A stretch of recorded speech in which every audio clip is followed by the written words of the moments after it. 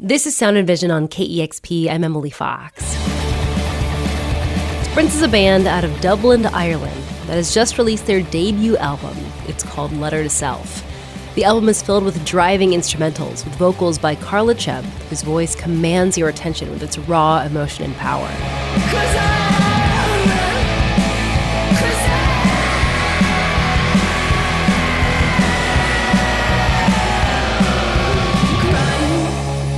I caught up with Karla to talk about the songs on this record that explore being queer in a Catholic country, ADHD, sexism, mental health, and more. But before we got into this album, I first had a question about an EP Sprints released in 2021 called Manifesto. And I don't need nobody to tell me what to do. And I don't need nobody to tell me what to say. The title track of that EP was written in response to the band's experiences campaigning for the Repeal the Eighth referendum in Ireland. And Ireland's Eighth Amendment banned abortion, and that referendum vote succeeded in 2018, and abortion is no longer banned. And I understand that abortion access in Ireland was part of Sprint's drummer's PhD studies. Tell me more about the band's involvement in the Repeal the Eighth referendum and what Ireland's landscape is like today in terms of just Catholicism in the country. The repeal referendum came very soon after the marriage referendum, which was the vote to legalise same-sex marriage in Ireland. That was 2015 off the top of my head. So we were the first country in the world, I think, to legalise it by popular vote, which was amazing. So then within a few short years, we then voted to give women bodily autonomy and access to abortion.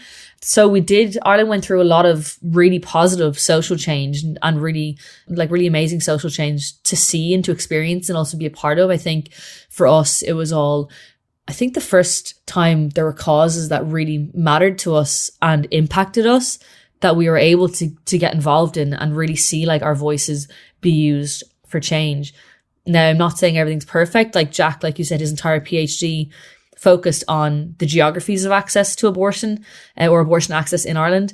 And unfortunately, like you mentioned, the Catholic kind of church involvement in state plans and state measures means that doctors do have the right to decline to offer services for abortion in our national hospitals and in practices if they want to.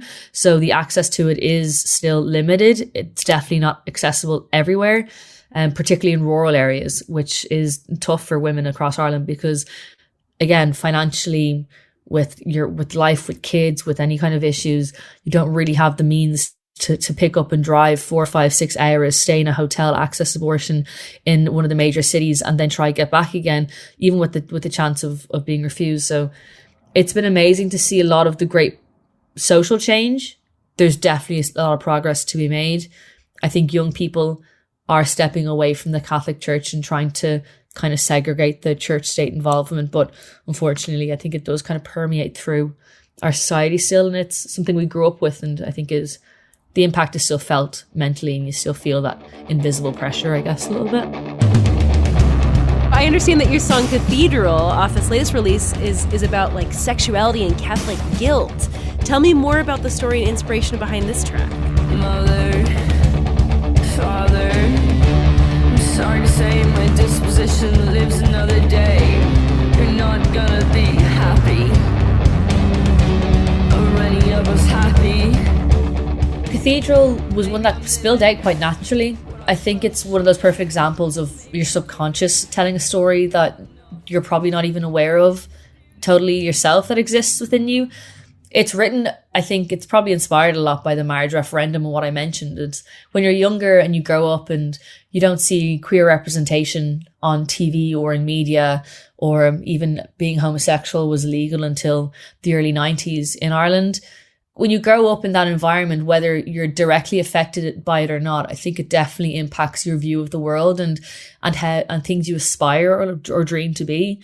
So I kind of grew up really unsure of myself and my sexuality, but simultaneously thinking, well, like, sure, I can't marry a woman ever anyway. I can't have a family, or it's not going to be accepted. So you almost kind of rule those things out as possibilities in your life. And then you hit 24 or 25 or whatever I was at the time, or younger. And it's like, oh, sorry, we're going to give you those rights now. And your entire life you spent thinking there's something wrong with you, or you're different, or you're not totally equal in society. And then all of a sudden you, on paper, legally kind of are in one respect. And it's how you rewire your brain and that process. It was like the idea of like a modern or like the nuclear family was never attainable for anyone who was queer. And then in your mid-20s, they tell you you can get married and you do deserve those rights that heterosexual people did have. And it's how do you change that whole thought process and how you thought of yourself? You grew up experiencing that difference and feeling out of step with the world. So Cathedral was kind of, I think, my internal process of that, and how much I've struggled with it. And also the idea that almost like we should be so thankful that we were finally granted the same rights as everyone else. And it's like, well, everything's fixed now, isn't it? Like they put a band-aid on like a leaking dam and been like, aren't you happy?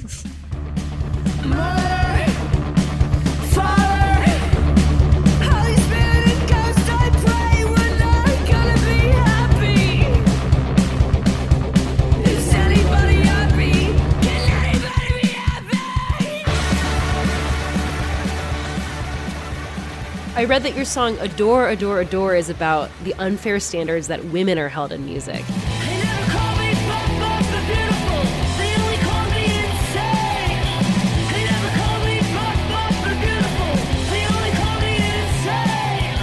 And I'm curious what memories or reflections came up when you were writing this song.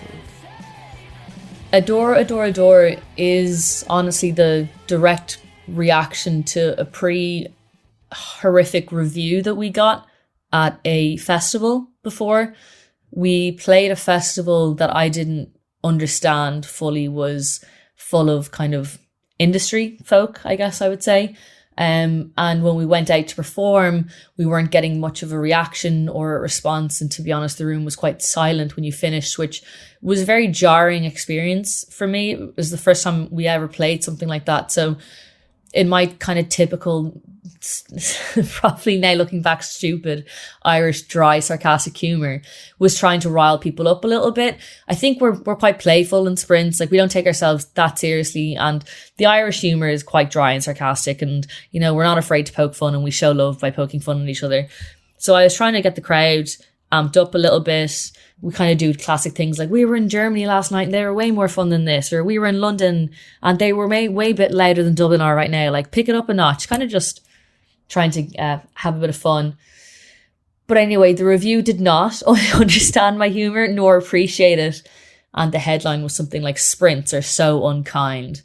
And the article went on to not criticise the music, but criticise me as a person. It spoke about my clothing, my personality, how I was ungrateful, or I didn't deserve the crowd support I was looking for. They didn't think that I was kind. There was some comment about beer gushing from my face and insinuating that I was a mess, essentially, which wasn't the case. A fan handed me like a 200ml, which is like a very small cup of beer while I was on stage, and I drank it in between a song and cheersed them as a thank you. And there was no mention of the guys at all in that review. There was no mention of them and their comments and them trying to rile up the crowd. There was no mention of them talking about weed or going to Amsterdam or any of these kind of things. The entire thing focused purely on me being unkind and ungrateful. And honestly, it just seemed like I hurt the guy's feelings and he was really upset about it. And I really, really struggled with that. It really was a very difficult point. I felt like I had sabotaged the band. I felt like I had ruined this massive opportunity we'd been given. I was really distraught for days. I thought I had like screwed it all. And the more I sat on it and reflected on it, and I went back and read the review again recently, the more I was like, this is someone who's in a position of power, who's supposed to judge music fairly and critique the music. And there wasn't one comment or critique of the music. It was 2 paragraphs criticizing me as a person, and then went on to go, but their music's actually excellent and they've got great reference points and it's produced really well. And if you like people like Amel and the Sniffers, like you're going to love these guys. And it still included us in the list of the best bands that were at the festival. So it was almost like they wanted to put me down. And I really, really got annoyed at that then. It really bothered me. And it's this idea that even in this day and age, no matter what women do in music, no matter how we act, there's still these invisible rules and standards we have to play by, that me being a front woman in a pretty like loud and aggressive punk band, I still have to be nice to the reviewer and make sure I don't hurt his feelings on stage, because he's the priority, of course, in this scenario, and not the experience or the music or the stories I'm trying to tell. So that really pissed me off, honestly. And that's where Dora, Dora, Dora came from. So at least I got a song out of it. But yeah, it was a hard thing to swallow. And it's still something I kind of stick with this day, is that people are going to love to portray you as just the angry woman in a rock band. But listen, if he wants to see angry, he can come meet me later and I'll show him. Do you adore me? Am I everything you wish you had? Or am I everything you detest? Do you adore me? Am I everything you wish you had? Is the taste of my skin on your tongue turned bad? They never call me buff, but beautiful. They only call me insane. Your song "A Wreck a Mess" is about your recent ADHD diagnosis. I'm such a mess. I'm such a wreck. Can I say yes? And as someone who was diagnosed with ADHD at 16, which I felt was late in the game, I want to talk about this because, you know, I think in recent years been reading a lot of articles about how girls are often underdiagnosed compared to boys, because a lot of the ADHD that people try to recognize is like the hyperactive stuff, the interruption, and that's how boys usually, how it plays out in boys versus girls. A lot of it's like the forgetfulness, the daydreaminess, things that you don't really see as much. That's not, out in the open as much. And so that's why girls are misdiagnosed or underdiagnosed. And then here you are later in life, finally getting a diagnosis. What has that felt like for you to finally get a diagnosis? It's really weird, because obviously, like, I was 31, I think, when I was officially diagnosed, and I'd never thought about it in my life. And it was Sam McCann in the band who I don't know how it came up in the conversation. He was like, Karla, you absolutely have it. Like, you are nuts. Like, there is not a doubt in my mind that you have this. And so I was like, let me think about this. And then things started to really click. And yeah, like you said, like, I never considered myself like a hyperactive person, but then I started to notice, like, I do tend to like interrupt people when they speak, not because I'm trying to interrupt, but because I'm trying to show that I'm engaged in the conversation and paying attention. And the way I do that is by trying to relate and respond to what they're saying. The forgetfulness, for sure, if I don't write something down, it's never going to be done, and it's going to disappear from my head and into the ether and go God knows where. And I think a lot of mine started to develop in terms of like anxiety and feeling incredibly overwhelmed when I have like lots of things to do in a day, which as a touring musician is incredibly hard to manage, because typically you wake up and you've every hour of the day scheduled for interviews or rehearsal, or do your makeup, warm up here, eat now, go to the bathroom, get on stage, do the show, get off, do merch, do this, get in the car, get up at this time. So I find that very overwhelming and difficult to deal with. Whereas the guys are kind of like, yeah, whatever, like 6 shows in a row, fine.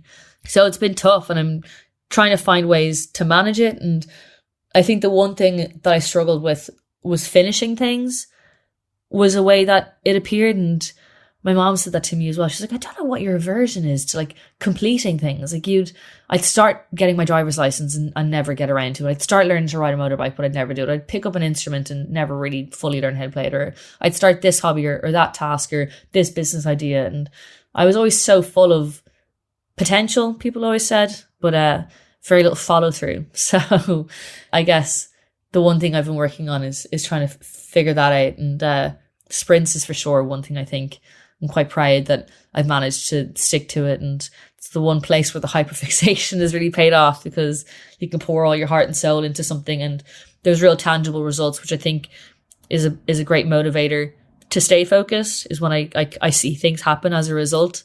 Whereas in life and in things like school and college, I really struggled when I was left to like independent study, or just had to learn things off by heart and regurgitate them in exams. And I was always told like, oh, you're intelligent, but you just need to focus, or you're intelligent if you just put more effort in, or if you just did this or just did that. And I never understood why I always found that so difficult. So I do feel a little bit justified, I guess, now.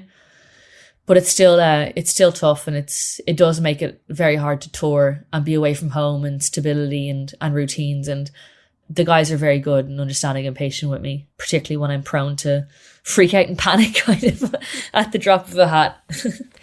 But I'm sure like that diagnosis just helps you understand your own mind, because other things that I was reading is like, because girls at a younger age are underdiagnosed, and so when you grow up to become an adult, you know, for women, ADHD can manifest and turn into, again, anxiety or depression, because again, this idea of like, with ADHD, you have so much on your plate that you just can't start a task. Like it just becomes so overwhelming. Like I remember growing up and just having just like these anxiety attacks, that knowing I had so much on my plate and I just couldn't even get myself to start. And then you're just in this like loop of like worry and anxiety, knowing you have everything to start, but you just feel like you can't physically start it. For sure. It's like self-destructive. Yeah. And then obviously like once you start it, do you ever finish it? But, you know, but this idea that, you know, because girls and women are underdiagnosed, later on it can manifest as depression and anxiety. And I understand that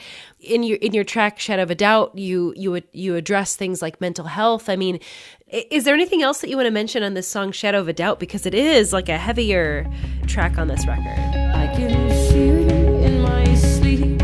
I can feel it as I breathe. There's a burning in my chest. Maybe this living's not for me.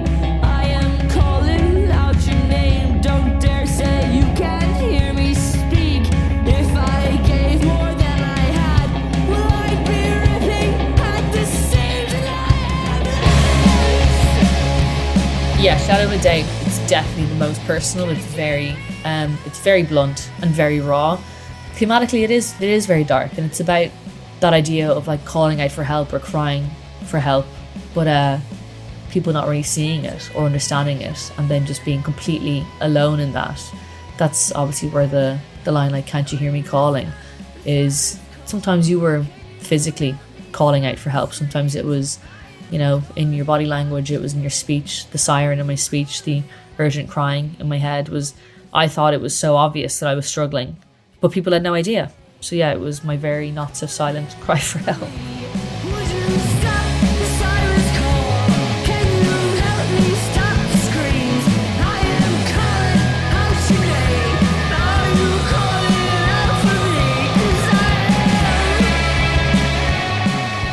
But I feel like the album ends on an empowering note with the title track, especially the final lines about not having to take the path that was lined out. I don't have to take the path that was carved in front of me. What is the message that you're sending in this final song, Letter to Self? Yeah, Letter to Self is almost like the end credits to a movie. I think we kind of imagined it as. It's essentially, the album as a whole explores like internal struggle, I think experience, like a lot of like the impact of the environment you grow up in or things you experience in your life. I think looking at like hereditary behaviors was always really interesting to me, of like particularly things like even with ADHD, like it's apparently a lot of it can be hereditary, but my parents don't have it and I don't know anyone in my family that's ever suffered from it. So like, where do these things come from, and am I destined to become everything I've seen and experienced in my life, or can I forge a different path and become my own person and live like a happy and fulfilling life? And like I mentioned, like music, it did become that thing for me, and Sprints did become like a chosen family, which I think a lot of queer people can relate to, that we often have to find family, like our own chosen family and friends that understand that experience in our lives. And it has saved me, and it's been amazing, and I have an amazing partner and amazing friends and this beautiful support system and music and a great team around us. And I think it was important to highlight that you don't have to be what you've experienced. You can become whoever and whatever you want to. And I just thought it was an important thing to highlight, that there was, I guess, that like light at the end of the tunnel moment a little bit. But just wrapping up how important the process, I think, of Letter to Self was, and how important it was to look internally to accept oneself. Well, I've been speaking with Karla Chubb of Sprints. They just released an album called Letter to Self in January. They'll be playing at Madame Lou's in Seattle on March 6th. Karla, thank you so much for your time today. Thank you so much, Emily.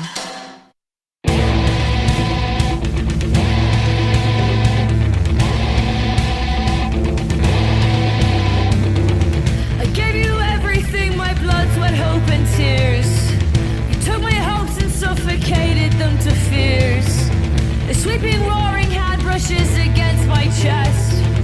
If that's what the world's got to give, I'll give as good as I get. But I am alive. But I am alive. But I am alive. But I am alive. But I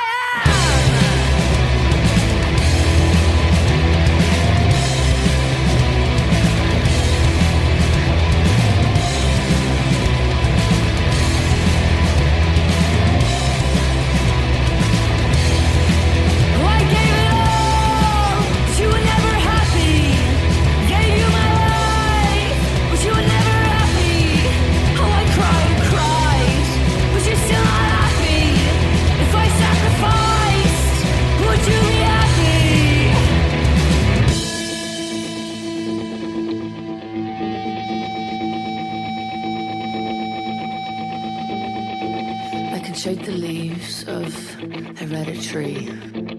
I can shake the leaves of hereditary.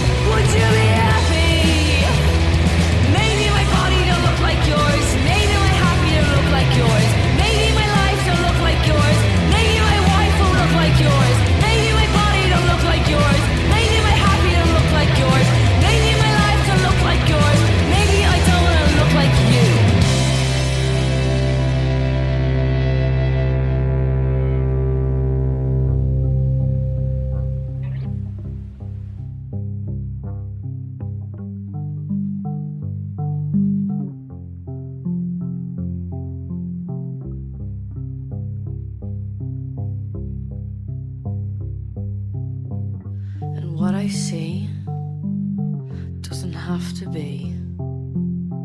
I don't have to take the path that was carved in front of me. I always had the willing. Now I'll find the way. Any habit can be broken. Any night can become day.